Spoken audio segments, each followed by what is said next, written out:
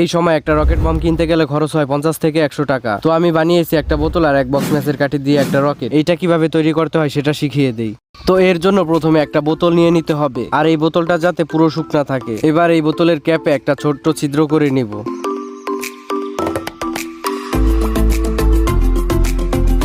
এখন এক বক্স ম্যাচের কাঠি নিব। আপনারা চাইলে 2 বক্স ম্যাচের কাঠি নিতে পারেন, তাহলে এই বমটা আরো ভালোভাবে তৈরি হবে। এবার এই কাঠি থেকে একটা ছুরি দিয়ে এই বারুদগুলো খুলে নিব।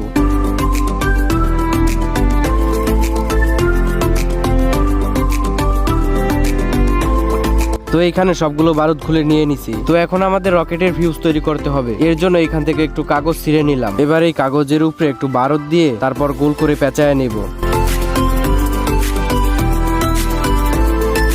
তো তৈরি হয়ে গেল আমাদের রকেটের ফিউজ। তো এখন আমাদের যে বোতলটা আছে ওই বোতলের ভিতরে সবগুলো বারুদ ঢেলে দিব। এবার বোতলের যে ছিদ্র